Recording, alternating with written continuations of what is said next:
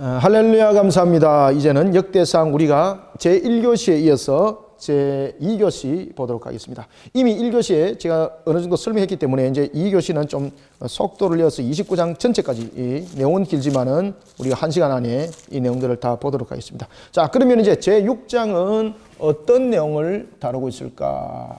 6장은 어떤 내용을 다루고 있을까? 6장 속에서도 우리가 이미 이제 9장까지 계속해서 족보를 다룹니다. 6장은 어떤 족보를 다루는가 하면은 하나님께 드려진 족보입니다. 여러분, 하나님께 드려진 대표적인 지파가 누굽니까?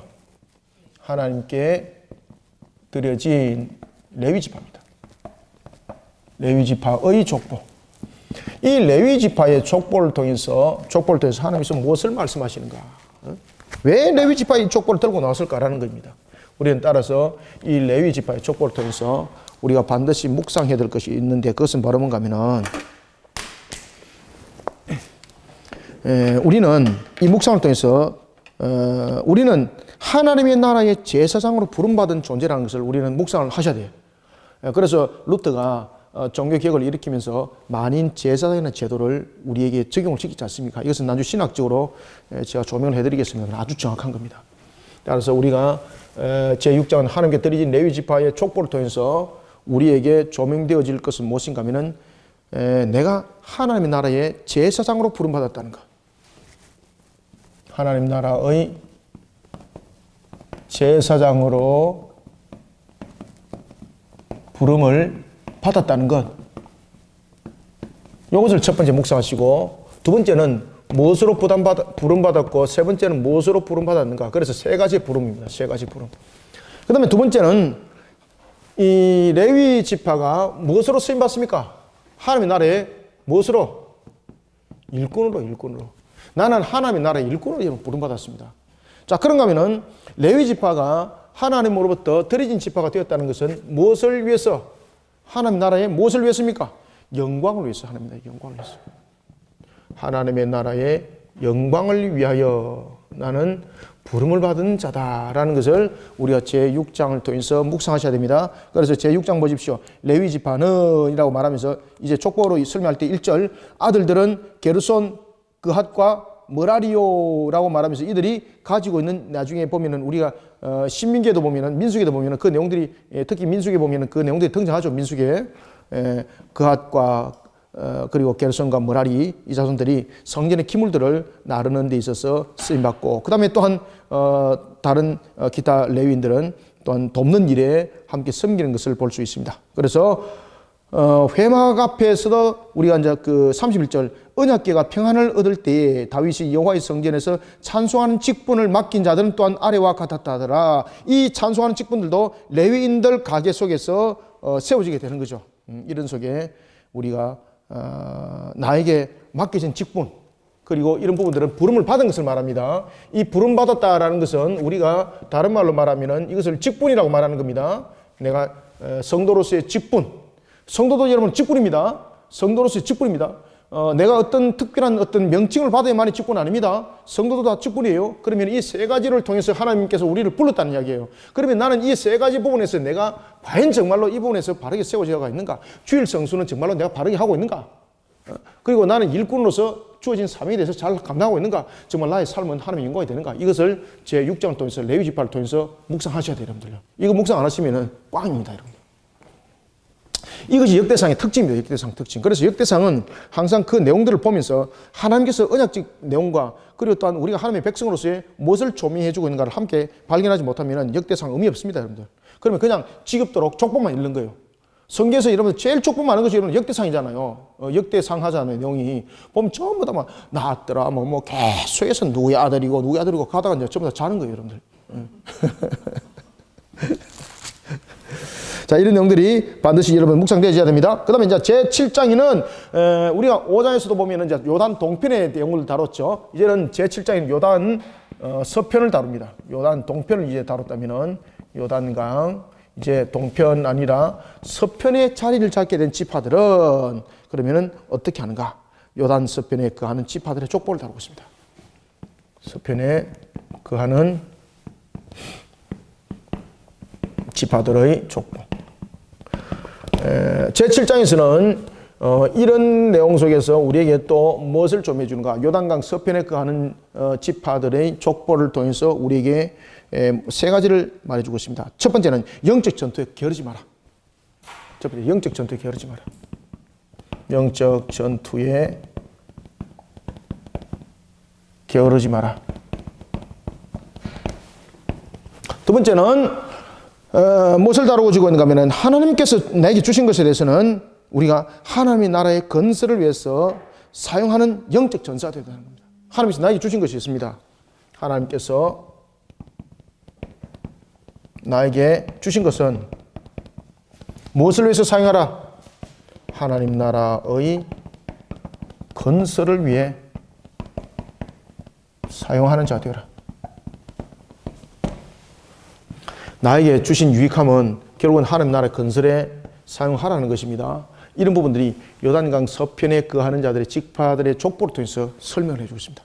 안에 내용들을 제가 잠깐 나중에 볼게요. 그 다음에 세 번째는요, 서로 위로하라. 서로 위로하라. 서로 위로하고 서로 힘이 되어주라. 그것이 공동체의 모습이 되야 되는 겁니다. 세 번째는 서로를 위로하고 격려하고 힘이 되어주는 공동체인은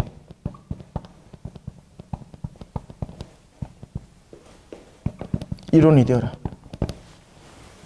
이게 공동체의 핵심입니다. 핵심. 특히 여러분 요단강 서편에 그들이 왜 무너졌겠습니까? 이 부분들이 형성이 안 됐던 겁니다. 내 밥그릇 챙기 바빴던 겁니다. 그래 결국은 내 밥그릇 챙기 바쁘다 보니까 결국은 내만 남는 것이 아니라 다른 것이 쪼개지니까 그 영향력이 내게 직접적으로 와서 나도 결국은 무너지더라는 겁니다. 자, 우리가 7절 한번 볼게요. 자, 7절 보시면은, 여러분들 보시면은, 이사갈 지파는 계수하니까, 5절, 다 용감한 장사라. 계수하니까 8만 7천명이더라. 용감한, 말 그대로 전사죠. 장사. 전사죠.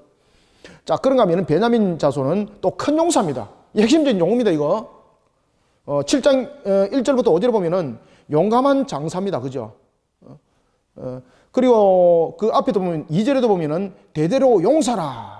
대대로 용사라. 지금 그 얘기를 계속하죠.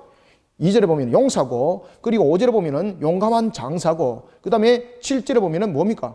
베냐민 지파는 큰 용사고, 그 다음에 11절에도 보면은 뭐라고 말합니까? 큰 용사인데 17,200명이나 있더라. 그죠? 그런데 이들이 하나가 되지 못합니다. 영적 전투 게으릅니다.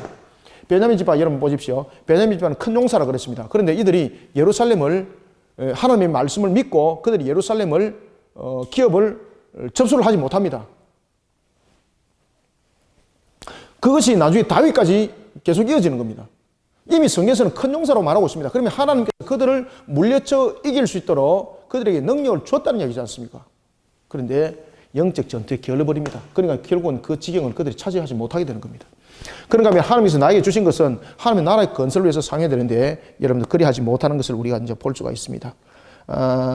에브라임 자손도 여러분 한번 볼까요? 21절 그의 아들은 사바시오 그의 아들은 수데엘라며 그가 또 에셀과 엘르아슬라스나 그들이 가드 원주민에게 무엇을 당했다?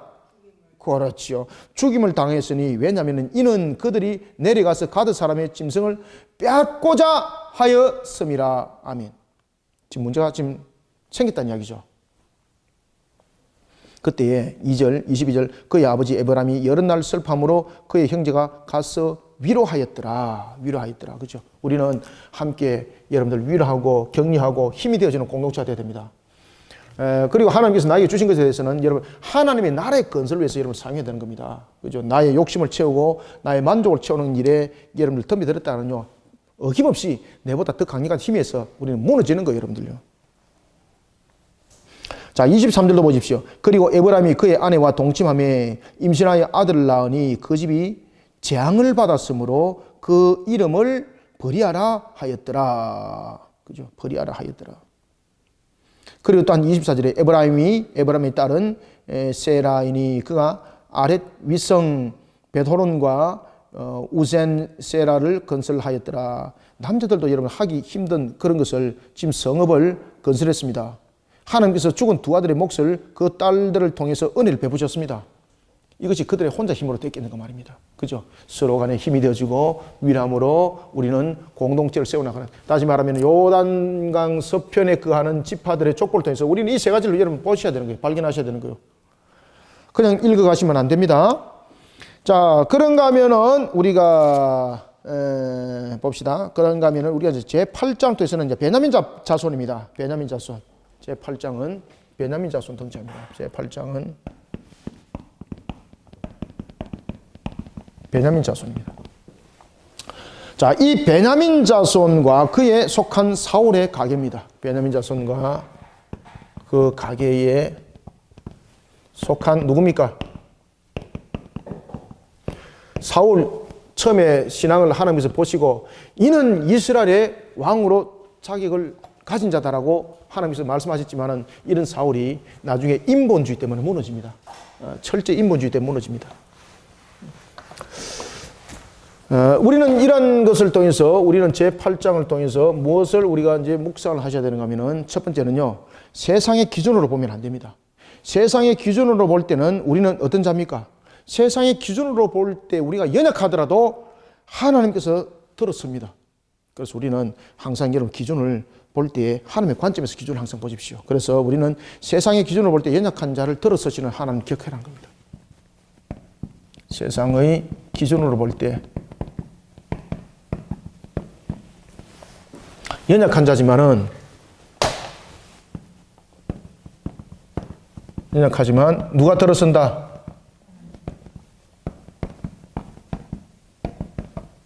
맞습니까? 이 글자.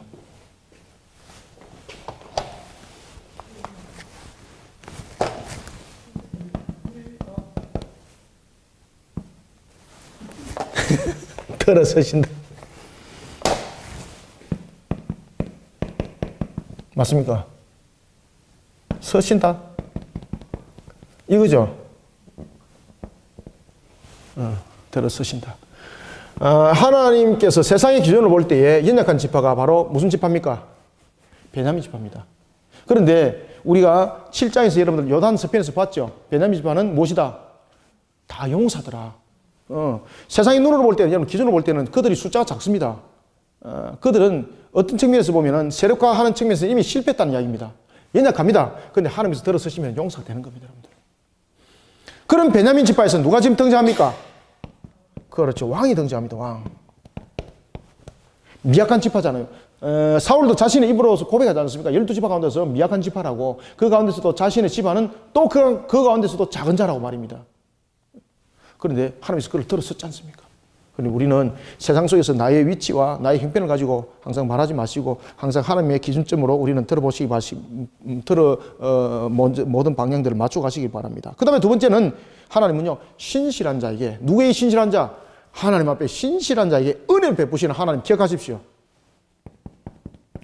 신실한 자에게 은혜를 베푸시는 하나님.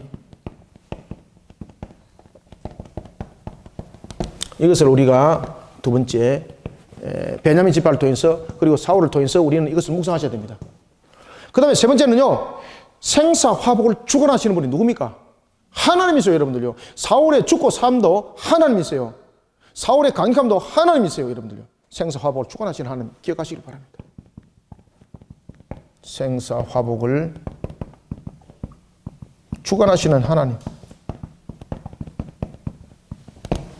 이 부분들을 우리는 제8장을 통해서 우리가 반드시 묵상이 되어져야 되겠습니다. 그래서 이제 8장에 여러분 보시면은 저 8장 29절 보세요. 8장 29절. 8장 29절. 기브온의 조상 에이엘은 기브온에 거주하였으니 그의 아내의 이름은 마가며 이렇게 이제 설명을 하고 있습니다. 그리고 이제 32절에 보면은 미글롯은 시마를 낳았으며 그들은 친족들과 더불어 마주하고 예루살렘에 거주하였더라. 그렇지만 그들은요, 이 예루살렘을 그들은 기업으로 정복하지 못합니다. 자, 그런 속에 기바에 누가 있었을까, 여러분들요? 바로 사울이 있었던 겁니다. 사울이. 이런 사람의 눈으로 볼 때 미약하지만은 하나님께서는 그 기준을 세상의 기준으로 바라보지 않으시고 하나님은 그들을 들었었다는 것을 제8장은 우리에게 설명을 해주고 있습니다. 그래서 이 베냐민 지파의 이 그 자손의 계보를 통해서는 이 부분들을 여러분 잘 기억하셔야 됩니다. 그리고 이 부분들을 기억하면서 항상 소망과 희망을 잃지 않는 우리 또한 성도들이 되시길 바랍니다. 어떤 사람들이 이렇게 말합니다. 개천에서 용나하기 위해서는 우리가 무엇을 해야 되는가? 여러분들, 개천에서 용나하고 이런 부분들은 우리가 바라보는 측면에서의 어떤 잘못된 신앙관들을 만들어갈 수 있는 아주 잘못된 타락적인 부분에서 우리를 만들어갈 수 있는 요점이 될 수 있습니다.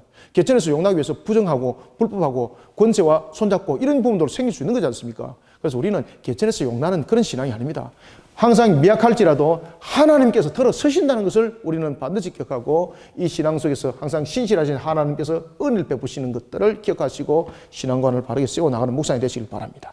자, 그런가 하면 이제 족보에 관해서 마지막으로 9장에 무엇을 다루는가 하면 포로 생활에서 돌아온 백성들의 족보를 다룹니다. 포로 생활에서 돌아온 백성들. 그러면은 포로 생활에서 돌아온 이 백성들을 통해서는 우리가 무엇을 묵상하시는 것이 좋은가? 영적 건강한 신앙의 공동체를 만들어야 됩니다. 그들이 포로 생활에서 돌아온 이유가 무엇입니까? 공동체, 영적 건강 공동체를 만들도록 하나님께서 허락하심이죠. 그러면 그들이 왜 포로 상태에 놓여졌습니까? 영적으로 건강한 공동체가 무너졌기 때문입니다. 그럼 우리에게는 너무나도 중요한 것은 이 묵상을 통해서 그들이 왜 포로가 되었는가? 그리고 그들이 포로 상태에서 돌아온 또한 이유는 무엇인가? 영적 건강한 공동체입니다. 여러분들, 영적으로 건강한 공동체가 무너지면요, 우리 자신도 함께 무너집니다. 이 나라 임의적이 무너지면요, 저와 여러분들이 보존되어질 수 있는 것 같습니까? 함께 무너집니다. 그러니 이 나라 임의적이 하나님을 향한 신앙으로, 위정자들이 하나님을 향한 신앙으로 바로 세우기를 우리는 간절히 기도해야 되고, 그리고 또한 이런 부분에 대해서 우리는 영향력을 끼칠 수 있는 영적 전사가 되어야 됩니다. 우리는 영적으로 건강한 신앙의 공동체를 우리는 만들어가는 긍정적인 사람이 되어야 된다. 알겠죠? 영적으로 건강한 공동체를 우리는 만들어가는 자가 되어야 된다.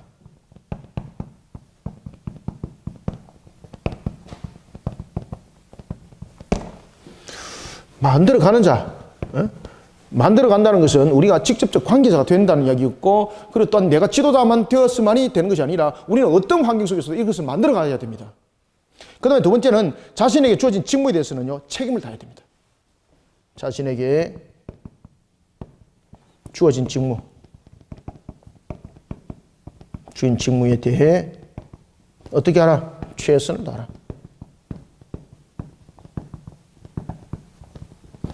자, 9장을 잠깐 한번 볼까요? 자, 그래서 9장에 여러분 보시면은요, 이 9장 1절, 온 이스라엘의 그 계보대로 계수되어 그들은 이스라엘 왕조 실록에 기록되니라. 유다가 무엇함으로?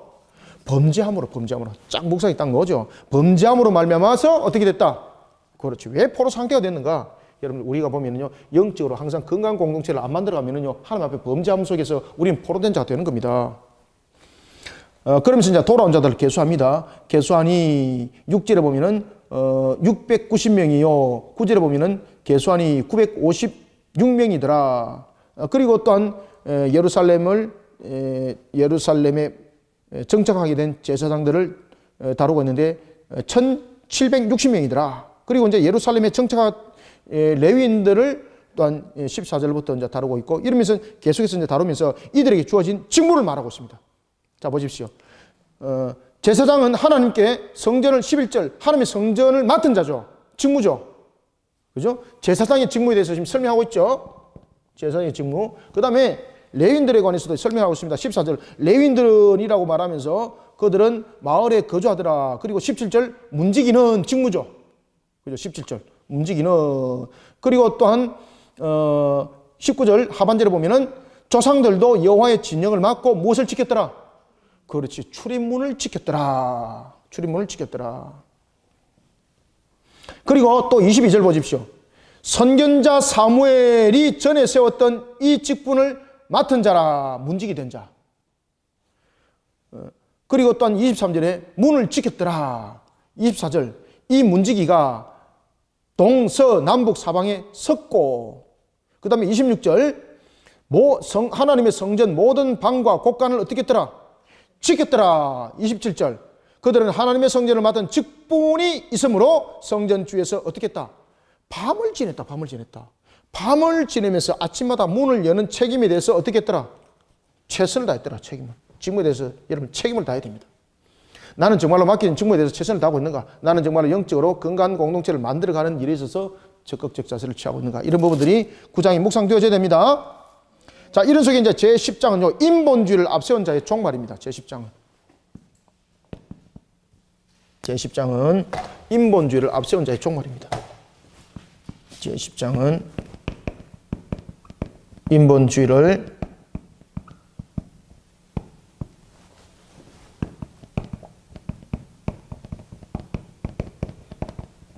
앞장세우면 이는 끝납니다, 여러분들. 자, 그러면은 인본주의를 앞장세운 자가 왜 멸망하게 됐는가? 인본주의는 과연 무엇이기 때문인가?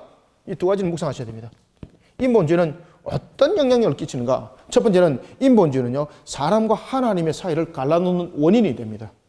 인본주의는 무엇이 됩니까? 인본주의는 누구와 누구 사이에? 하나님과 사람 사이를 갈라놓는 원인이 됩니다.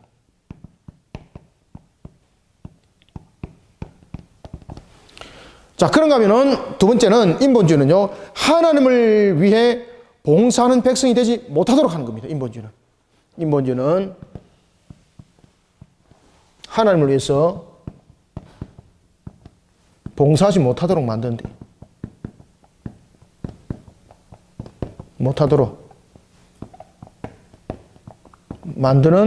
원인이 됩니다.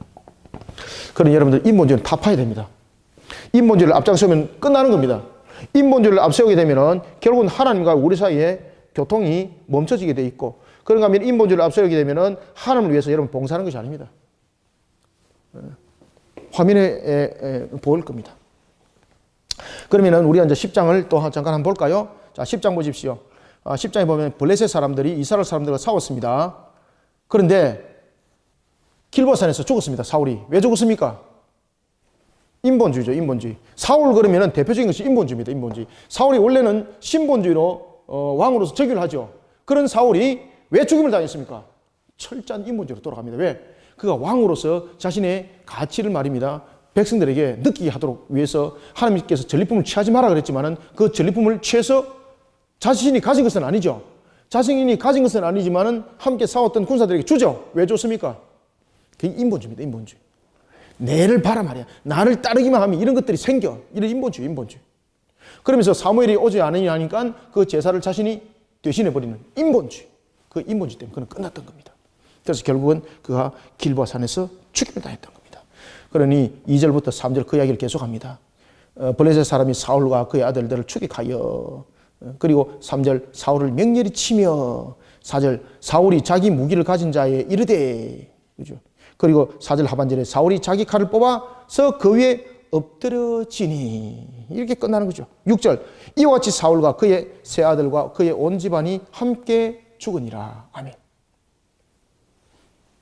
그래서 계속해서 이제 인본주의 모습들이 우리 속에 던져지는 것을 볼 수 있습니다. 13절로 보면 사울이 죽은 것은, 함께 읽겠습니다. 13절 14절 시작. 사울이 죽은 것은 여호와께 범죄하였기 때문이라. 그가 여호와의 말씀을, 그렇지, 여호와의 말씀을 지키지 않았다는 것이 무엇입니까? 인본주의.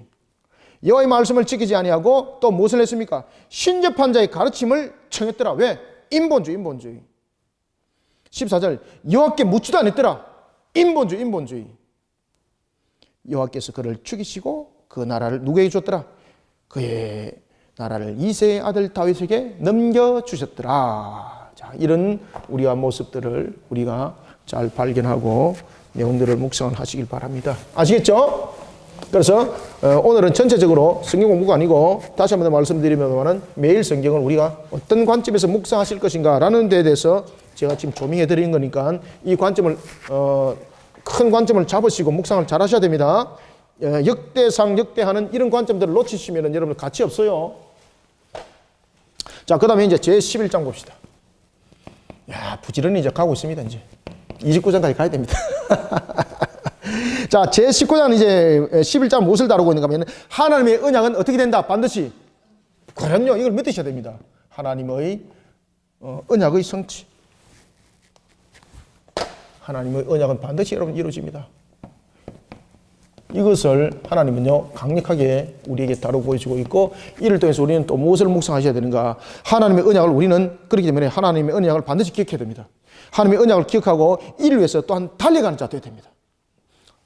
하나님의 언약을 기억하고 하나님의 언약을 기억하고 어떻게?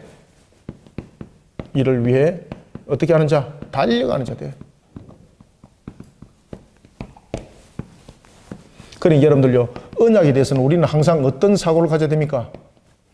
언약에 대해서는 우리가 첫 번째 확신, 두 번째 긍정, 이 부분입니다. 이거 놓치시면 안 됩니다. 목사님 너무 힘들어요. 알기는 아는데 이러면요 이미 신실함과 신뢰성을 잃어버렸다는 이야기입니다. 그 다음에 두 번째는 우리가 하나님을 향한 신앙관으로 공동체를 일심단결하게 만들어야 됩니다. 왜? 공동체가 그만큼 중요합니다. 나라 민족을 여러분들요, 우리가 일심단결해서 하나님을 향한 신앙으로 만들어가야 됩니다. 그래서 복음화가 중요합니다. 지금 복음화를 우리가 이루지 못하니까 지금 무엇이 들어옵니까? 모슬림이 지금 치고 들어오잖아요. 여러분, 모슬림이 치고 들어오는 그 땅은 여러분 반드시 여러분들요, 전쟁과 또 다른 하나의 영적 기근이 일어나게 되어 있습니다. 그게 지금 세계에 일어나고 있는 추세지 않습니까? 반드시 여러분 그 모습들이 나타납니다. 그래서 두 번째는 우리가 하나님을 향한 신앙관으로 공동체를 일심단결하게 만들어야 됩니다. 하나님을 향한 신앙관으로 공동체를 어떻게 해야 됩니까? 일심해서 단결하게 만들어야 됩니다.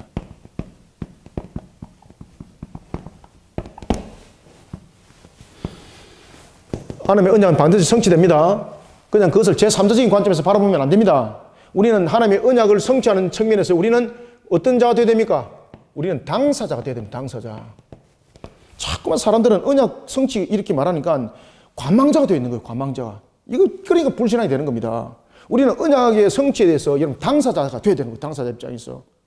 우리가 그 사명을 감당하는 데서 직접 당사자가 되어야 됩니다. 그때 성령께서 우리를 통해 역사하는 거잖아요. 이거를 우리가 11장을 통해서 묵상하셔야 됩니다. 그래서 그 대표적인 인물이 바로 누굽니까? 다윗이잖아요. 다윗. 그래 다윗이 보시면은 여러분 보시면은 자 11장 1절 읽습니다. 시작. 온 이스라엘이 헤브론에 모여 다윗을 보고 이르되 우리는 왕의 가까운 혈족이니이다. 아멘. 그리고 그에게 기름을 붓습니다. 다윗은 여러분 그가 아둘람에서도 그가 긴 세월을 쫓김을 당하면서 그가 살아오면서도 하나님의 언약을 그는 믿었습니다. 그러면서 그 언약을 성취하는 측면에서 그는 이제 당사자가 되었습니다. 당사자. 이 다윗의 특징이잖아요. 그런데 하나님께서 그를 갖다가 기름 부어서 왕을 세웁니다. 특히 다윗은 왕으로 세워지는 데 있어서 3번 기름을 부음을 받습니다. 첫 번째는 누구로부터? 그렇지. 첫 번째는 사무엘로부터 기름 부음을 받고, 두 번째는 유다의 장로들로부터, 세 번째는 이스라엘 북쪽 지파의 장로들을 통해서 3번의 그는 기름을 부음 받았던 왕이 될 때에 한 번만 받아도 되는데 이렇게 3번이나 기름 부음을 받았던 대표적인 왕, 처음이자 마지막입니다. 그 언약을 성취하는 측면에서 다윗만큼 여러분들 고난 가운데 놓여있던 사람이 어디 있습니까? 그럼에도 불구하고 다윗은 언약을 성취하는 부분에 대해서 하나님을 향해 또한 달려갈 때에 공동체를 또한 건강히 세워나가는 일에 그는 힘을 다하는 자였다는 것을 우리는 기억하셔야 됩니다. 그래서 4절 보십시오. 다윗이 이제 왕으로 됩니다. 왕이 되고 난 뒤에 다윗이 4절, 다윗이 온 이스라엘과 더불어 어디로 갑니까? 예루살렘 곧 여부수에 이르러. 그 당시에 여러분들 여부수 족속들이 예루살렘을 통치하고 있었죠. 베냐민 지파 땅임에도 불구하고 그곳을 치는 겁니다. 왜 칩니까? 언약의 성취를 위해서. 그죠? 언약의 성취를 위해서 직접적 당사자 되는 거예요. 그가 예루살렘 갈 필요 없습니다. 그냥 자기가 있는 헤브론은 역사적으로 굉장히 중요한 곳입니다. 그는 북쪽 지파도 이미 알고 있습니다. 왜? 막벨라 굴이 있는 곳이니까. 아브람과 그리고 그의 아내 사라와 뿐만 아니라 그의 아들이었던 이삭과 야곱과 그런 부분들이 함께 있는 것입니다. 그죠? 그 중요한 땅을 하나님께서 명하시고 예루살렘으로 가도록 하니까 그는 예루살렘의 회복을 위해서 가는 겁니다. 예루살렘의 회복을 위해서. 그래서 여부수 족속을 그가 생명을 걸고 치는 겁니다. 올라가며 그가 그 모든 것을 장을 하더라. 8절 9절 다윗이 밀로에서부터 두루 성을 쌓고 그 성 나머지는 요압이 중수하였더라. 만군의 여호와께서 함께 계시니 다윗이 점점 강성하여 가니라. 아멘. 그러니 우리는 이와 같이 하나님의 나라를 위해서 여러분들 철저하게 달려가는 자들이 되어야 됩니다. 그런가 하면 다윗의 여러분 모습도 보십시오. 15절에 이렇게 말합니다. 30 우두머리 중 세 사람이 바위로 내려가서 아둘람 굴 다윗에게 이를 때에 블레셋 군사가 르바임 골짜기에 진쳤더라. 여러분 이게 아둘람 굴은 어떤 곳입니까? 정말로 다윗이 쫓김을 당해가지고 야 정말로 세상에 저렇게 살아갈 수 있는가라고 할 정도로 그는 완전히 그냥 쫓기는 개신자가 되었습니다. 심지어 그가 자신이 그들을 지켜서 생명까지 지켜줬던 그들까지 다윗을 다 배반해버립니다. 그건 다윗이 어디 갑니까? 숨어서 아둘람 굴에 간다니까요. 그럼에도 불구하고 그는요 하나님의 언약을 기억하고 여기 대해서 그는 그 언약이 성취를 해서 그는 항상 여호와를 향한 신앙관으로 달려갔던 자입니다. 그에게 하나님께서 누구를 붙여줬다는 이야기입니까? 오늘 본문에 보면은 30 우두머리, 다시 말하면은 3대 용사 가운데서 서로 합심하여서 다윗을 위해서 정말로 생명을 내어놓을 수 있는 그들을 하나님께서 그곳에 붙여줬다는 이야기죠. 전부 다. 기억하시길 바랍니다. 그래서 여러분들이 하나님의 언약에 대해서 우리가 성취되는 것을 반드시 기억하시고, 그리고 이 족보들을 읽으면서 이런 부분들을 반드시 기억하셔야 됩니다. 그 다음에 이제 제12장을 통해서는 우리가 무엇을 우리가 묵상하셔야 되는가 하면 공경에 빠집니다. 다윗이 공경에 빠졌는데도 불구하고 다윗을 따라 도와주는 용사들이 있습니다. 그래서 제12장은 공경에 빠져있는 다윗을 따르고 도왔던 용사들을 소개합니다. 공경에 빠진 다윗을 돕는 용사들. 이걸 통해서 우리가 또한 묵상해야 될 것이 있습니다. 공경에 빠진 다윗 누가 돕겠습니까? 여러분들요. 이 잘못 도우면 자신이 죽는 거지 않습니까? 그런데 다윗이 왜 이와 같이 자신이 공경에 빠졌음에도 불구하고 이 용사들이 그를 도왔을까? 다윗이 어떤 자였습니까? 첫 번째, 다윗은 하나님을 감동시킨 자였습니다. 하나님을 감동시키는 자, 하나님이 일으킵니다. 이걸 묵상하셔야 돼요. 하나님을 어떻게 감동시키려합니까? 하나님을 감동시키는 자 어떻게 한다? 하나님께서 일으킨다. 이거 묵상하셔야 됩니다. 이거. 그러면 나는 하나님을 어떻게 감동시킬 것인가? 어떻게 감동시킬 것인가? 하나님을 어떻게 감동시킬 것인가? 그 다음에 두 번째는요, 다윗은 어떤 자였습니까? 하나님의 뜻을 따르는 자였습니다. 하나님의 뜻을 따르는 자, 하나님께서 일으키십니다. 그 다음에 세 번째는 하나님을 향해서 두 마음을 품었습니까? 안 품었습니까? 안 품었죠. 하나님을 향해 두 마음을 품지 않는 자.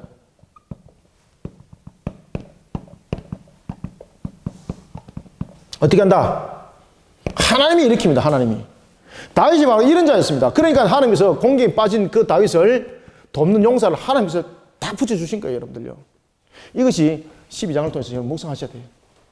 12장 볼까요? 자, 12장 1절 한번 읽어봅시다. 1절, 2절 시작. 다윗이 기스의 아들 사울로 말미암아 시글락에 숨어 있을 때에 그에게 와서 싸움을 도운 용사 중에 던자가 있으니 그들은 활을 가지며 좌우 손을 놀려 물매도 던지며 화살도 쏘는 자요 베냐민 지파 사울의 종족인데 그 이름은 이러하니라. 아멘. 심지어 여러분 사울의 종족이었습니다. 사울은 대표적으로 다윗을 미워했습니다. 그런데 사울의 종족 가운데서도 다윗을 돕는 자들이 나타났다는 겁니다. 그때 다윗은 어떤 모습이었습니까? 시글락에 숨어 있을 때입니다. 시글락에 숨어 있다는 것은 공기에 빠져있다는 겁니다. 누가 돕습니까? 세상에도 여러분 가진 거 있을 때 친구들이 있지. 가진 것도 없어 보십시오. 그죠? 누가복음에 여러분 탕자의 아들 기억나죠? 가진 것이 많을 때는 친구들이 막 온갖 친구들이 모여가지고 네가 세상에서 최고야, 너가 최고야 이러다가 가진 거 다 탕진해 보니까 어떻게 합니까? 심지어 돼지가 먹는 주염 열매조차도 먹을 것이 없더라. 공경에 빠진 다윗을 누가 돕겠습니까? 하나님이 돕겠다는 거죠. 하나님이. 그래서 우리가 1절부터 묵상하실 때에 그를 도운 용사는 그가 뛰어났기 때문에 그가 도우러 온 것도 아닙니다.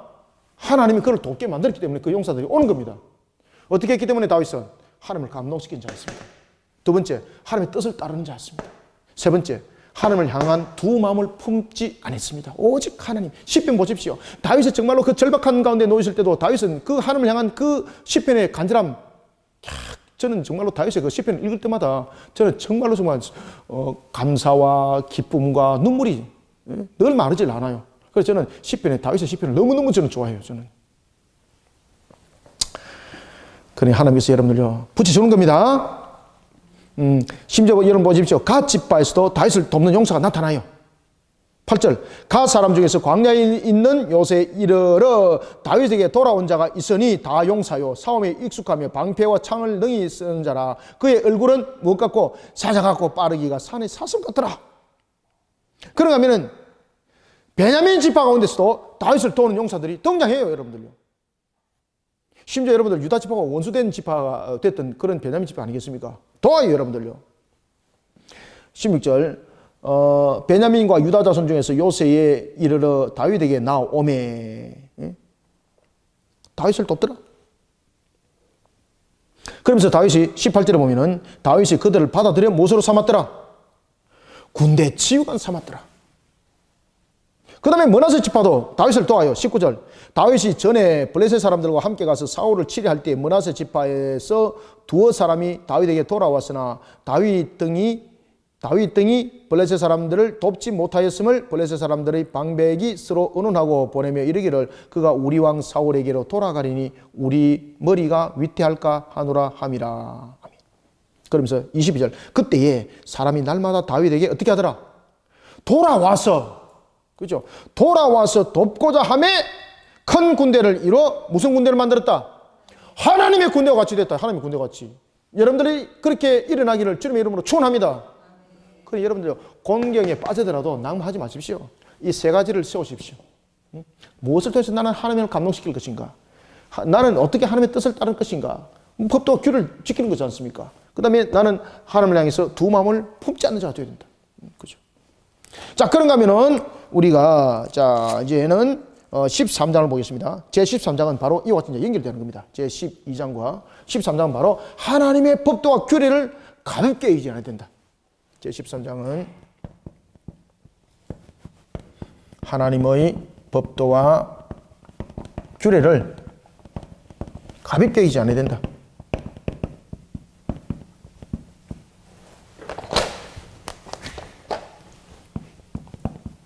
여기지 않아야 한다. 그러면 우리가 하나님의 법도와 규례를 가볍게 여기지 않기 위해서는 그러면 우리가 어떤 그 실천과 묵상들이 있어야 되겠는가? 첫 번째는요, 하나님의 일은 사람의 판단에 맡기지는 것이 아닙니다. 그러면은 무엇이 중심이 되어야 됩니까? 하나님의 뜻이 우리의 판단의 중심이 되어야 됩니다. 하나님의 뜻이 우리의 판단의 중심이 되어야 됩니다. 이거 화면에 보입니까? 안 잘리고. 그 다음에 두 번째는 하나님의 일은 반드시 하나님의 방법대로 해야 됩니다. 다른 걸로 하면 안 됩니다. 하나님의 일은 무엇으로? 반드시입니다. 하나님의 방법대로 해야 됩니다. 아, 요새 현대 목사님 누가 그렇게 해요? 아닙니다. 하나님께서 명한 대로 그대로 우리는 지켜 준행하는 자들이 되시길 바랍니다. 왜? 하나님은 어제나 오늘이나 언제나 동일하신 분이에요, 여러분들요. 그래서 우리는 이런 부분들을 반드시 지켜나가야 됩니다. 그래서 13절에 보십시오. 다윗이 언약궤를 옮기지 않습니까? 다윗이 언약궤를 옮길 때에 잘 보십시오. 언약궤에 통해서 문제가 일어났죠. 타작마당에서 문제가 일어났죠. 왜 문제가 일어났습니까? 우사가 손을 펴서 궤를 잡았죠. 왜 궤를 잡았습니까? 이 언약궤는 원래 수레에 옮기는 짐승에 의해서 옮기는 것이 아니라 제사장들이 명하여서 여러분들 잘 아시는 것처럼 고핫과 게르손과 머라리, 특히 이제 고핫 자손들이 어깨에 메었죠. 그죠? 직접적으로 맨 것이 아니라 이렇게 궤체를 통해서 이렇게 네 명이 이렇게 메었죠. 그죠? 그런데 그 하나님의 법을 그들이 어겨버리고 무엇을? 짐승의 수레에 담았습니다. 그것도 짐승의 수레를 흔 것이 아니라 아주 새 것으로 아주 삐까뻔쩍하게 세상으로서 정말 볼 때 엄청나게 정말로 화스러운 그런 부분들을 구성해서 올렸습니다. 그런데 하나님께서 쳐버립니다. 그리고 우사는 그 개가 떨어지는 것을 막으려고 잡았습니다. 그럼 우사 상줘야 되잖아요. 그런데 하나님께서 그걸 쳐버립니다. 왜? 전부 다 하나님의 거룩성을 손상하는 일에 전부 다 인본적 모습이 됐던 겁니다. 따라서 다윗도 그것을 나중에 깨닫습니다. 야, 이거 하나님의 법대로 하면, 하나님의 법도와 규례대로 안 하면 안 되는 것이구나. 하나님의 나라, 우리가 살아나가는 관점도 바로 이 관점 속에서 우리가 바로 세워져야 되구나. 다윗이 그것을 철저히 깨닫습니다. 이것을 우리는 중요하게 얘기해야 되는 거예요. 제3장, 제14장은 그것을, 13장 그것을 묵상하시고, 그 다음에 제14장은 무엇을 우리가 묵상하셔야 되는가 하면, 제14장은요, 다윗의 왕국의 번영과 블레셋의 무너짐입니다. 다윗 왕국의 번영입니다. 다윗 왕국의 번영과 블레셋의 무너짐.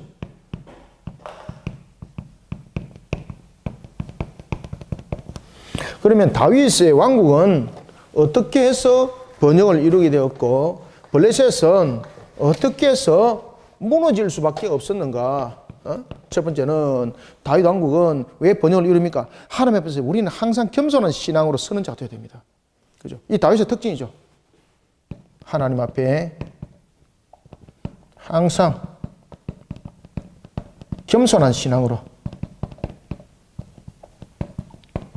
서는 자가 되어야 됩니다. 그 다음에 두 번째는 영적으로 항상 하나님을 향한 두 무릎이 되어야 됩니다. 이 다윗의 특징이죠. 두 무릎은 기도하는 거죠. 항상 하나님을 향하는 두 무릎이 되어야 됩니다. 영적으로 항상 하나님과 교제를 나누는 그런 성도들이 되어야 됩니다. 자, 그 다음에 이제 세 번째는 어떤 상황 속에서도 하나님께 순종하는 자가 되어야 됩니다. 어떤 상황 속에서도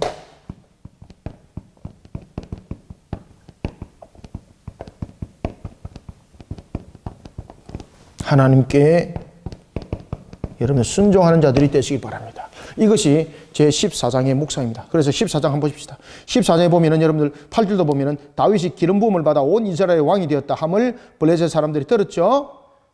그때 여러분들 다윗이 블레셋 사람들이 9절에 블레셋 사람들이 이미 이르러 르바임 골짜기에 쳐들어왔습니다. 10절 다윗이 어떻게 합니까? 하나님께 물어. 자, 그 다음에 자 14절 보십시오. 다윗이 어떻게? 블레셋 사람들이 또 침범해 왔습니다. 13절 보세요. 블레셋 사람들이 다시 골짜기를 어떻게 했더라? 침범해 왔습니다. 14절 다윗이 어떻게? 하나님께 묻자오되. 그죠? 그래서 다윗의 왕국의 번영은 바로 무엇인가 하면 항상 하나님 앞에 겸손한 신앙입니다. 하나님 앞에 묻잖아요. 그죠? 무릎 꿇잖아요. 겸손입니다. 하나님 앞에. 겸손입니다. 그 다음에 항상 하나님을 향하죠. 두 무릎. 그런가 하면 어떤 상황 속에서도 하나님께 순종하십시오. 이런 속에 다윗의 왕국은 번영했습니다. 이런 속에 하나님은요, 블레셋을 다윗 앞에서 무너뜨려 버렸습니다. 자, 그 다음에 이제 제15장을 보겠습니다. 제15장은 우리가 이제 무엇을 묵상하셔야 되는가? 이제 절반 넘어왔습니다. 야, 바쁘다. 자, 우리가 이제 이런 속에 이제 제15장은요, 신본주의 통치의 이념을 추구하는 다윗입니다. 신본주의 이념을 추구하는 다윗입니다. 다윗은 이 신본주의의 이념을 추구하기 위해서 어떤 일들을 여러분 감당했을까요, 여러분들?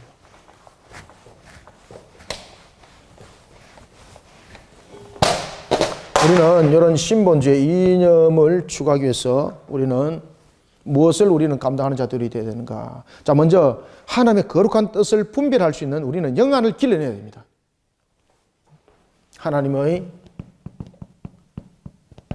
거룩한 그 뜻을 알도록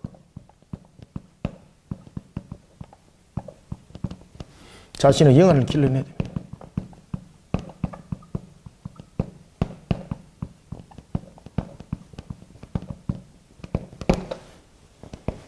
이게 신본주의 이념의 추구입니다. 그 다음에 두 번째는 하나님의 말씀으로 하나를 이루어가야 됩니다. 항상 하나님의 말씀으로. 하나님의 말씀으로 하나를 이루어가야 됩니다.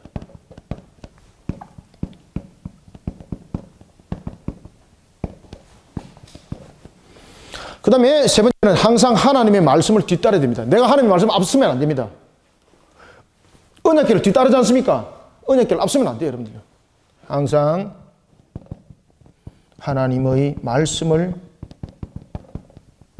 뒤따르는 자가 되어야 됩니다. 하나님의 말씀을 앞서게 되면은 교만함이 바로 나타나게 되는 거죠.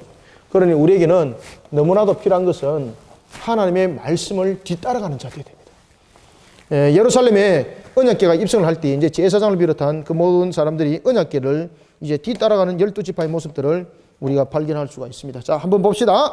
자, 15장 한번 봅시다. 언약궤를 옮길 때에 1절 다윗이 다윗성에서 자기를 위하여 궁전을 세우고 또 하나님의 궤를 둘 곳을 마련하고 그것을 위하여 무엇을 장막을 치고, 그죠? 장막을 치고 이제 다윗이 레위 사람들한테 부릅니다. 하나님의 언약궤를 맬 수 없나니 이는 여호와께서 그들을 택하사 여호와의 궤를 메고 영원히 그를 섬기게 하였음이라 하고, 그러면서 이제 백성들을 모읍니다. 그리고 이제 백성들이 그 뒤를 언약궤를 따르도록 합니다. 자, 13절 전에는 너희가 매지 아니하였으므로 우리 하나님 여호와께서 우리를 찢으셨으니 이는 우리가 규례대로 그에게 구하지 아니하였습니다. 그 다음에 15절 모세가 여호와의 말씀을 따라 명령한 대로 레위 자손이 채를 어떻게 했다? 하나님의 궤를 궤의 어깨에 매니라. 그리고 그들이 뒤를 따른 겁니다.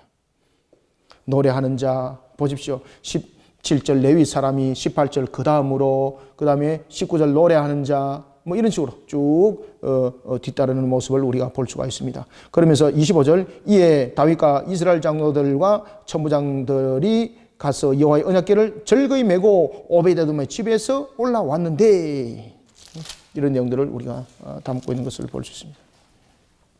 자, 이런 속에 우리가 이제 15장을 통해서 신본적 이념을 항상 우리는 추구하는 자들이 되어야 됩니다. 그러기 위해서는 이 세 가지 부분들을 우리가 반드시 묵상하는 자들이, 성도들이 되시길 바랍니다. 자, 그 다음에 이제 우리가 이제 제 16장을 통해서는 우리가 무엇을 우리에게 설명해 주는가? 바로 하나님의 통치입니다. 하나님의 통치를 기뻐하고 감사히 여기는 다윗의 찬양입니다. 하나님의 통치를 기뻐하고 찬양하는 다윗.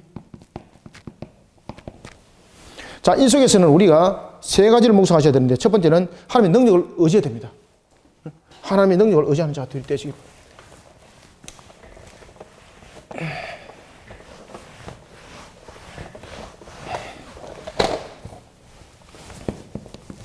첫 번째는 하나님의 능력을 의지하는 자가 되는 것을 묵상하시길 바랍니다.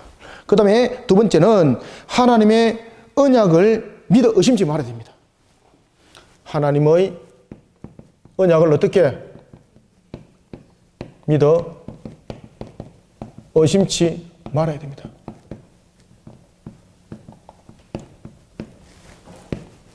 그 다음에 세 번째는 하나님의 통치에 어떻게 되겠습니까? 순복해야 됩니다. 하나님의 통치에 순복하는 자가 되어야 됩니다. 하나님의 통치를 이렇게 기뻐해야 됩니다. 이것을 우리는 찬양할 수 있다는 것은 이 부분 자체가 인격적입니다. 인격적. 이 모든 부분들을 이런 인격적으로 이와 같이 되어야 되는 겁니다. 이것이 만약에 기계적인 측면을 담고 있다면 이거는 복이 되지 못합니다. 인격적으로 우리가 이 모습들을 담아 내려가야 되겠습니다. 그래서 16절에 보면은 다윗이 하나님을 찬양하죠. 7절도 보면 그날에 다윗이 아삽과 그의 형제를 세워 먼저 여호와께 감사하여 이르기를, 인격적으로 나타나는 거죠. 그리고 22절에도 보면은 이르기를 나의 기름 부음 받은 자에게 손을 대지 말며 나의 선자를 해하지 말라 하셨도다. 26절 만국의 모든 실은 헛것이나 여호와께서는 하늘을 지으셨도다. 33절 그리할 때에 숲속의 나무들이 여호와 앞에서 절거히 노래하리니 주께서 땅을 심판하러 오실 것이미로다. 그죠? 믿어 심지 마시길 바랍니다. 그리고 또한 38절 오베데돔과 그의 형제 68명 여두둔의 아들 오베데돔과 호사를 문지기로 삼았고, 오베데돔을 하나님께서는요 그 가정에 3개월 동안 언약궤를 두면서 하나님의 말씀대로 순종하고 순복했던 그 가정을 단지 후손을 축복하는 것을 38절에서 설명합니다. 오베데돔의 후손들을 함께 축복하는 거예요.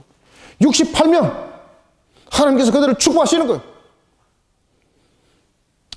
우리는 이런 속에 항상 하나님의 통치에 순복하고, 그리고 언약을 믿어 심지 말아야 됩니다. 항상 하나님의 언약을 믿고 의지하는 것을 우리가 16장을 통해서 우리가 묵상하시고, 그리고 또한 제 17장을 통해서는 우리가 무엇을 묵상하셔야 되는가 하면요, 바로 제11장은 다윗의 왕권과 관련된 하나님의 언약입니다. 다윗의 왕권입니다. 왕권과 관련된 하나님의 언약. 하나님께서는 과연 무엇을 언약하셨는가? 여기서 우리가 이제 묵상하셔야 될 것은 제일 먼저 우리가 다윗의 왕권과 관련되어진 언약이 나오기까지는 어떤 단계가 있었는가? 하나님을 진정한 왕으로 섬기는 자가 먼저 되십시오. 이 다윗의 문제들이 그렇게 풀려난 겁니다. 그래서 우리는 제일 먼저 하나님을 진정한 왕으로 섬기는 자 되라. 하나님을 진정한 왕으로 섬기는 자 되라. 그 다음에 두 번째는 우리가 번영을 이룰 때는 더욱더 하나님 안에서 낮아지는 자 되십시오. 우리가 번영을 이룹니다. 번영을 이룰수록 하나님 안에서 더욱 낮아지는 자 되어야 됩니다.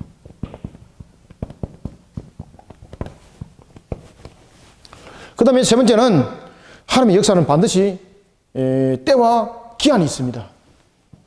하나님의 역사는 반드시 때와 기한이 있다.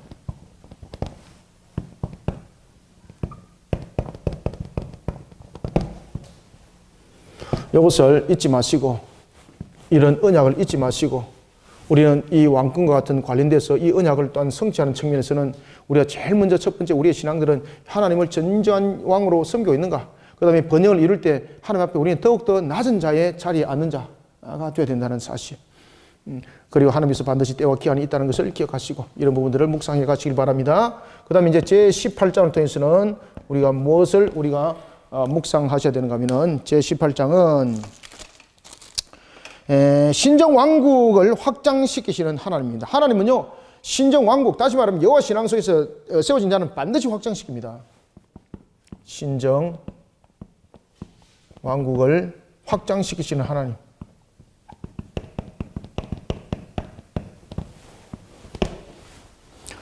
그러면 신정왕국을 하나님께서는 어떻게 해서 확장시켰는가? 두 가지입니다. 하나님만을 의지하고 하나님 은혜에 감사할 줄 알아야 됩니다. 우리가 먼저. 여러분 신정왕국은 어떻게 형성되겠습니까? 그죠? 하나님의 은혜에 항상 감사하고 그런가 하면은 하나님을 항상 의지하고 그리고 하나님을 항상 의지하는 그런 신앙으로서 우리는 우리의 신정왕국들을 여호와의 신앙관들을 세워나가야 되는 것이고 그 다음에 두 번째는 우리가 하나님이 주신 직분에 대해서는 최선을 다하는 자 되어야 됩니다. 하나님께서 주신 직분에 대해서는 어떻게 해라? 최선을 다하는 자 되라.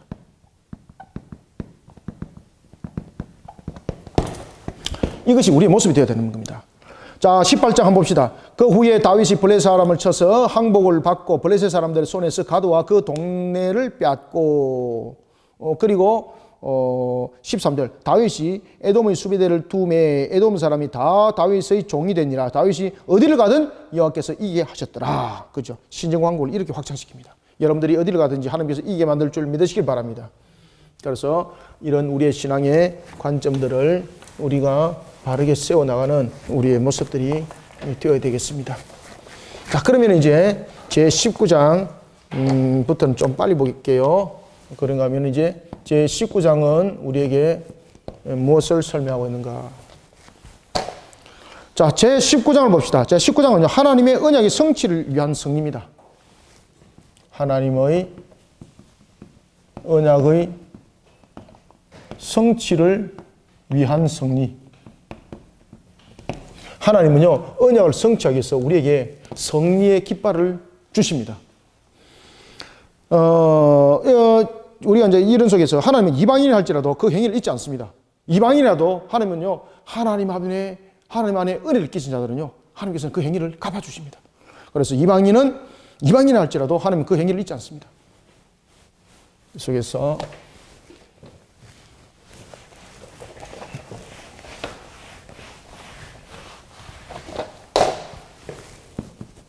우리가 첫 번째 이방인이라 할지라도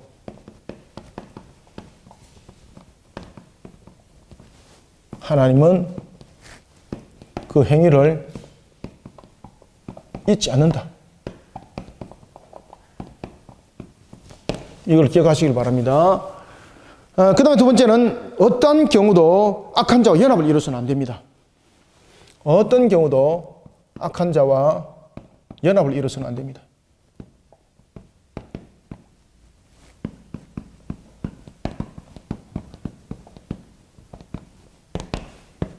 그 다음에 세 번째, 신앙 안에서 항상 협력하고 항상 독립하고 환경을 이겨나가는 자가 됩니다. 신앙 안에서. 신앙 안에서 항상 우리가 협력하고 독립하고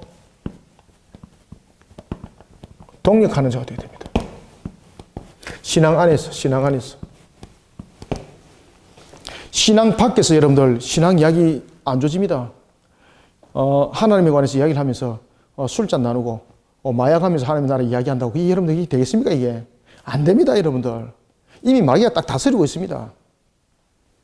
이 신앙 관계에 대한 부분들은요, 항상 신앙 안에서 협력하고 신앙 안에서 동력을 이루는 환경들을 만들어가는 것이 굉장히 중요합니다.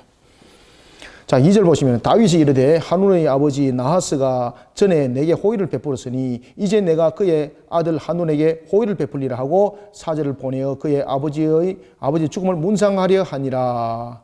다윗의 신하들이 암몬 자손의 땅에 이르러 한운에게 나가 문상하매. 아멘. 이건 다윗뿐만 아니라 하나님도 똑같습니다. 다윗이 보면은 과거에 자신에게 이 암몬 사람이 은혜를 끼쳤습니다. 그거 갚는 겁니다. 하나님 반드시 기억합니다, 여러분들. 아시겠습니까? 자, 그런 속에 우리가 이제 20장을 보겠습니다. 자, 20장은요, 언약에 대해서 신실하신 하나님이십니다. 20장은요, 언약에 대해서 신실하신 하나님.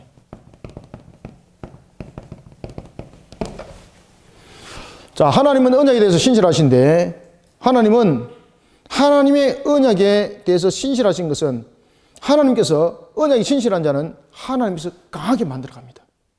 그래서 여러분들은요, 하나님의 언약이 신실하십시오. 하나님의 언약이 신실하시게 되면은 하나님께서 어떻게 합니까? 그를 강하게 만들어갑니다. 이것을 기억하시길 바랍니다. 그 다음에 제21장은 우리가 무엇을 여러분들 우리가 묵상하셔야 되는가 하면은 제21장은 인구조사를 실시하는 다윗이 이제 등장하죠. 이 문제가 실수가 이제 이 속에 등장하는 겁니다.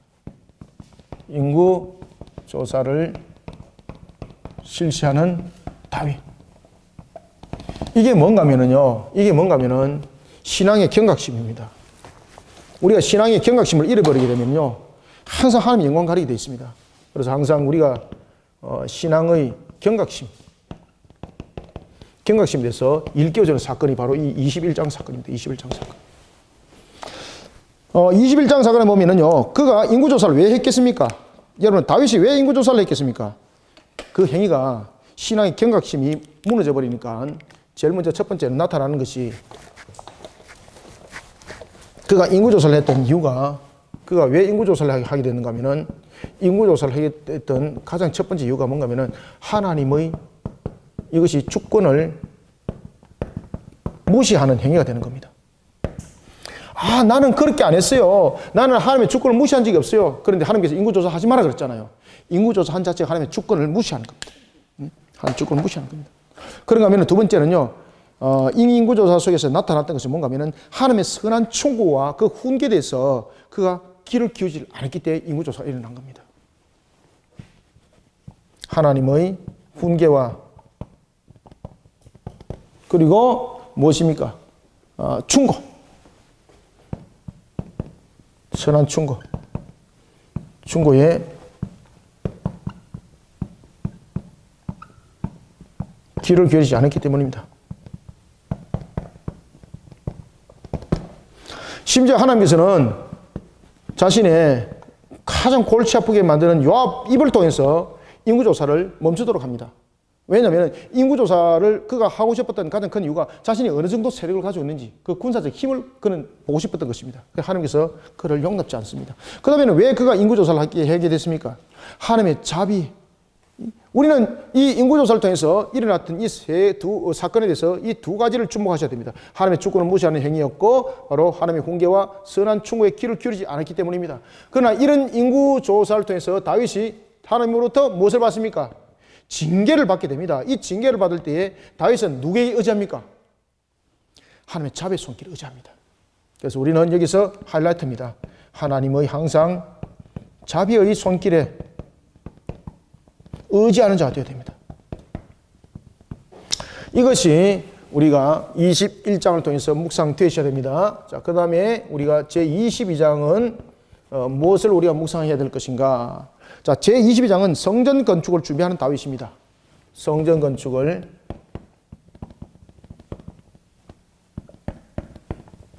준비하는 다윗.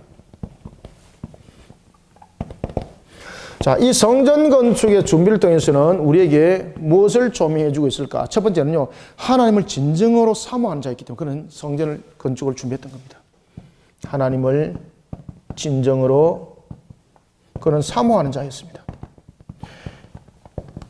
이런 실수투성이가 있음에도 불구하고, 그 다음에 두 번째는 하나님의 나라를 강건하게 하는 일에서 그는 협력하고 동력하기를 원했습니다. 하나님 나라. 그가 왜 성전을 세우고자 했을까? 하나님 나라를 강건하게 세우기 위해서입니다. 하나님 나라를 강건하게 하는 일에 협력하고 동력하는 자들이 되어야 됩니다.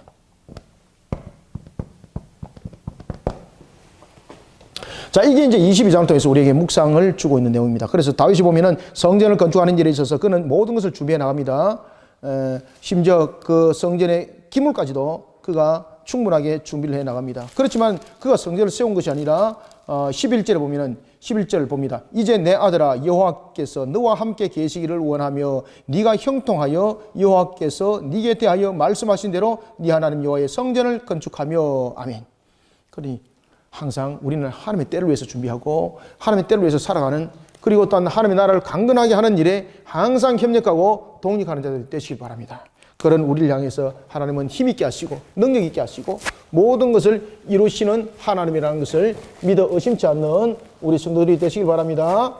자, 그런가 하면 이제 23절부터 29장까지는 안에 내용을 제가 쭉 다 쓰고 여러분들에게 종합적으로 총괄적으로 말씀드리고 마무리를 하겠습니다. 자, 그 다음에 이제 23장은 우리가 23장은 무엇을 묵상하시는지, 무엇을 묵상해야 되는지를 보겠습니다. 자, 23장은 말 그대로 레위인에게 주어진 직무입니다. 레위인에게 주어진 직무. 레위인에게 주어진 직무. 이 레위인에게 주어진 직무를 통해서는 우리에게 무엇을 말하고 있는가? 그 다음에 이제 제24장은 우리에게 무엇을 묵상하게 하는가? 제사장에 주어진 이제 직분입니다. 제사장에게 주어진 직분. 제사장에게 주어진 직분. 그 다음에 25장은 우리가 무엇을 우리가 묵상하셔야 되는가 하면요, 24반열입니다. 이제 24반열의 성가대 조직을 왜 했는가? 24반열의 성가대 조직입니다.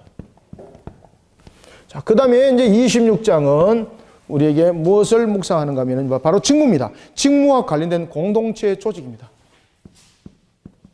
직무와 관련된 공동체의 조직을 설명하고 있고, 그 다음에 27장과 28장과 29장을 따라서 보겠습니다. 27장과 28장과 29장은, 자, 27장은 행정조직을 개편합니다. 왜 행정조직을 개편했는가?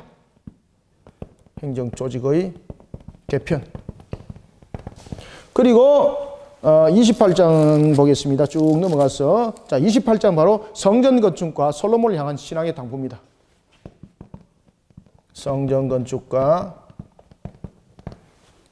신앙입니다. 솔로몬을 향한 신앙의 당부. 솔로몬을 향한 신앙의 당부.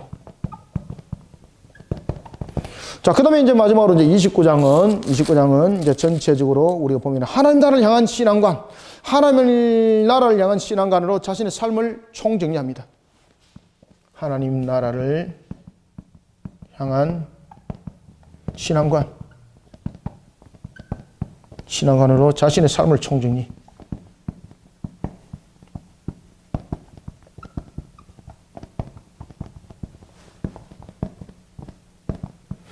자, 한 5분간 제가 설명하고 마치도록 하겠습니다. 자, 여기에 대해서는 이제 여기처럼 이제 글로 안 쓰겠습니다. 안 쓰고 제가 그냥 구두로 말씀드리고 여러분들이 요점을 정리하시길 바랍니다. 자, 그러면 우리가 이제 23장을 우리가 잠깐 볼 것 같으면은 바로 이와 같이 레위인에게 주어진 직무는 우리에게 대표적인 것이 무엇을 말하고 있는가 하면 바로 헌신과 봉사와 질서입니다. 이 레위인에게 주어진 직무의 특징은 바로 뭔가 하면은 첫 번째 헌신이고, 두 번째 봉사고, 세 번째는 이 부분들이 그저 일어나는 것이 아니라 질서가 있어야 되는 겁니다. 질서. 그래서 우리가 보면 하나님의 속성이 이 속에 다 나타나는 겁니다. 그죠? 하나님은 우리에게 모든 것을 자신의 생명조차도 내어놓으시고 모든 일에 대해서 충성되게 직무를 감당하시고 그 다음에 질서의 하나님, 창조에도 질서의 원리가 있는 것을 우리가 볼 수 있습니다. 그래서 우리는 레위인에게 주어진 직무를 통해서 이 부분들을 우리는 반드시 묵상하셔야 됩니다. 나는 정말로 공동체 속에서 정말로 헌신적인가? 그리고 나의 봉사는 정말로 주님의 이름에 그 값으로 레위인에 맞는 봉사를 하고 있는가? 그런가 하면은 나는 정말로 주님께서 말씀하신 그 질서에 입각해서, 질서는 순종이 함께 들어가 있는 겁니다. 질서 속에는 무엇이 들어가 있습니까? 순종과 복종이 이 속에 함께 들어가 있는 겁니다. 질서 속에는. 이런 부분들을 우리는 반드시 묵상해야 되겠습니다. 자, 그런가 하면 이제 24장을 보면 제사장에게 주어진 직무를 통해서는 무엇을 말하는가?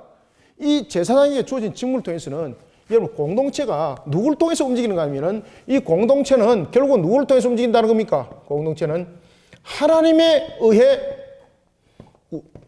움직인다는 것을 우리가 기억하라는 겁니다. 저와 여러분들의 삶들이 마찬가지입니다. 저와 여러분들의 삶이 공동체지 않습니까? 저와 여러분들의 삶이 하나님에 의해서 여러분 움직이는 겁니다.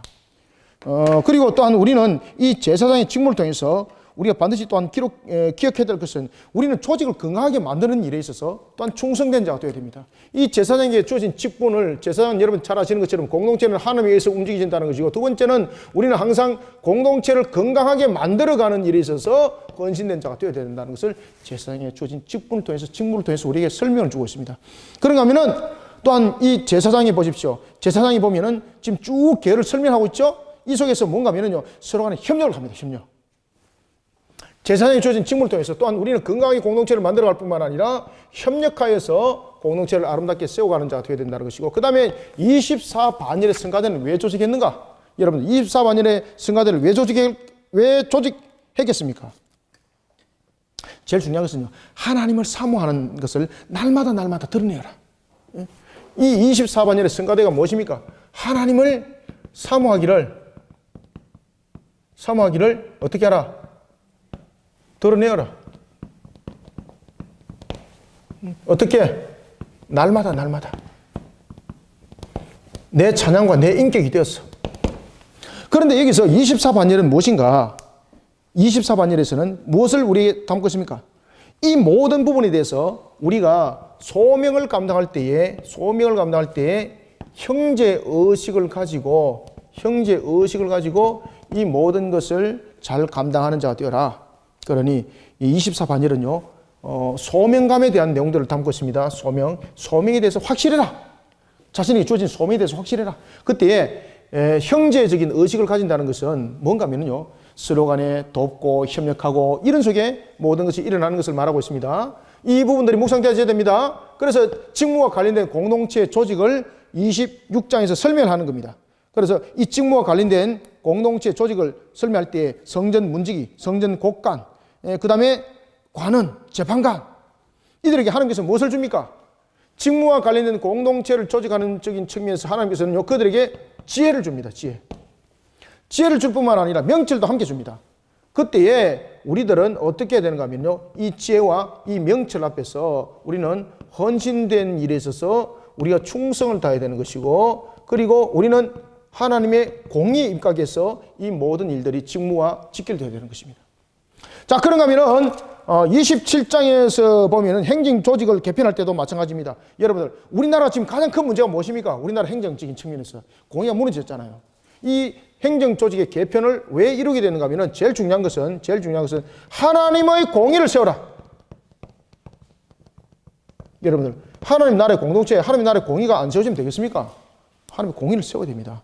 그리고 행정 조직의 개편을 통해서 또 중요한 것은 매사가 하나님의 중심이 되어라. 매사가 하나님의가 아니고 하나님이 중심이 되어야 됩니다. 하나님이 중심이 되어야 됩니다. 자, 그리고 이제 28장에서는 성전 건축과 솔로몬을 향해서 신앙을 당부할 때에 그가 세 가지를 당부합니다. 첫 번째는 하나님의 주권을 인정하는 삶을 살아라. 이 성전 건축과 그리고 솔로몬을 향한 이 신앙관에 대해서는 세 가지를 우리에게 설명해 주고 있는데, 첫 번째는 무엇입니까? 하나님을 향한 하나님의 주권을 인정하는 삶을 살아라. 하나님의 주권을 인정하는 삶.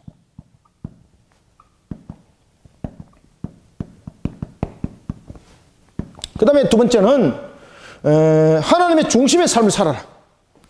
하나님 중심의 삶을 살아라.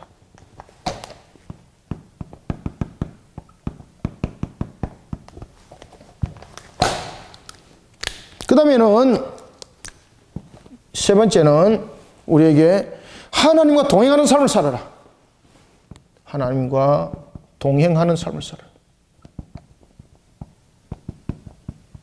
이것이 성전 건축과 그와 함께했던 솔로몬을 향한 신앙의 당부입니다. 아시겠죠? 하나님의 주권을 인정하는 삶을 살아라. 그 다음에 하나님의 중심의 삶을 살아라. 하나님과 동행하는 삶을 살아라. 이것이 우리의 묵상이 되어야 됩니다. 자, 그런가 하면 이제 마지막으로 29장은 뭔가 하면 하나님 나라를 향한 신앙관으로 자신의 삶을 총정리하는 다윗은 세 가지를 말합니다. 첫 번째는 모두가 나를 뒤따를 수 있도록 신앙의 흔적을 가지고 있으라. 하나님을 향한 신앙관으로 자신의 삶을 총정리하도록 우리는요, 제일 먼저 우리는 자신을 뒤따를 수 있는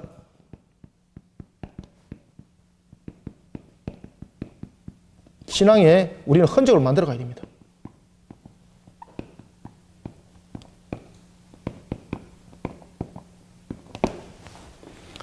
내 후손들이 이게 돈 드는 일 아니잖아요. 그죠? 이 학비 드는 일 아니잖아요. 뒤따를 수 있는 신앙을 만드십시오. 뒤따를 수 있는 신앙도 안 만들어 놓고 일들을 한다는 것은 말도 안 되는 겁니다. 그 다음에 두 번째는 이런 일생을 자기 만족을 위해서 살면 안 됩니다. 일생을 자기 만족이 아니라 누구의 만족을 위해서 살아가야 됩니까? 하나님의 만족을 위해서 살아가야 됩니다. 자신의 만족이 아니라 하나님의 만족을 위해서 살아가는 자들이 되시길 바랍니다. 그 다음에 최후의 순간까지 신앙 가운데 서 있는 자들이 되시길 바랍니다. 그래야만이 우리는 하나님의 나라를 향한 신앙관으로 자신의 삶을 총정리하고 그 후손들에게 유언을 남길 수가 있습니다. 그래서 세 번째는 항상 우리에게 다가오는 최후 순간까지 신앙 가운데 서라. 최후 순간까지.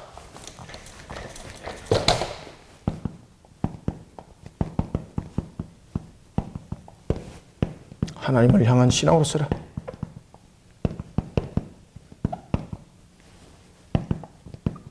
세워져야 한다. 자, 이런 속에 오늘 긴 여행을 왔습니다. 짧은 시간에 역대상 29장까지를 정리했습니다. 참 대단합니다. 제가 지금 입이 아파서 죽겠습니다. 고생하셨습니다. 안에 세부적인 내용은 성경 공부하셔야 됩니다. 역대상 얼만큼 중요한 거 아시겠죠? 엄청 중요한 겁니다. 11개 또 구별돼서 보셔야 됩니다.